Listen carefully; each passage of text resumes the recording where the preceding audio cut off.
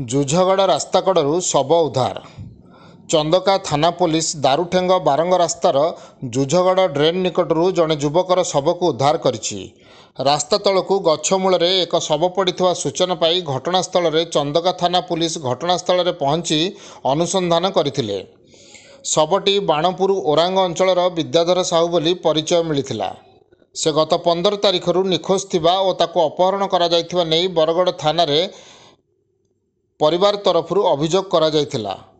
ଅପହରଣକାରୀ କୋଟିଏ ଟଙ୍କା ଦାବି କରିଥିଲେ। ମୃତ ବିଦ୍ୟାଧରର ଶଳା ନରସିଂହପୁର ଅଞ୍ଚଳ ବଡ଼ମ୍ବାର ବାବୁ ଖଟୁଆ କହିଛନ୍ତି, 4 ମାସ ତଳେ ତାଙ୍କ ଭଉଣୀ ସହିତ ବିବାହ ହୋଇଥିଲା। ଆମେ କଟକରେ ରହୁଛୁ। ଭିଣୋଇ ଜଣେ କାର୍ ଡ୍ରାଇଭର।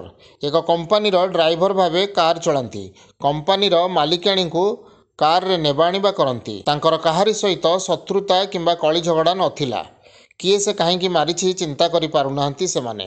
ସେପଟେ ମୃତ ବିଦ୍ୟାଧର ବେକରେ ଏକ ଗାମୁଛା ଭିଡ଼ା ହୋଇଥିବା ଓ ଦେହରେ ଦେଖିବାକୁ ମିଳିଥିବା କ୍ଷତ ହତ୍ୟାର ସନ୍ଦେହକୁ ଦୃଢ଼ୀଭୂତ କରିଛି। ଶବକୁ ଉଦ୍ଧାର କରି ବ୍ୟବଚ୍ଛେଦ ପାଇଁ ପଠାଯାଇଛି।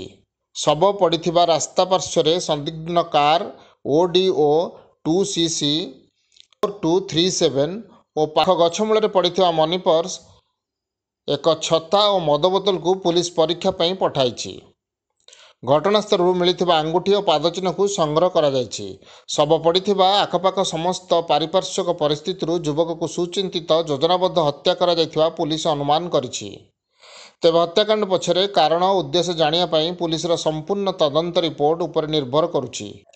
ପୋଲିସ ସାଇଣ୍ଟିଫିକାଲ ଟିମ୍ର ସହାୟତାରେ ଆଖପାଖରୁ ହସ୍ତଗତ ହୋଇଥିବା ସମସ୍ତ ନମୁନା ସଂଗ୍ରହ କରିଛି। ଚନ୍ଦକା ଥାନାରେ ପୁଲିସ ମାମଲା ରୁଜୁ କରି ହତ୍ୟାକାଣ୍ଡରେ ସମ୍ପୃକ୍ତ ଆସାମୀଙ୍କୁ ଚିହ୍ନଟ କରି ଧରିବା ପାଇଁ ପ୍ରୟାସ ଜାରି ରଖିଛି। ବାରଙ୍ଗରୁ ସଂଗ୍ରାମ କିଶୋର ଦାସଙ୍କ ରିପୋର୍ଟ, ନାଗରାଜ ନ୍ୟୁଜ୍।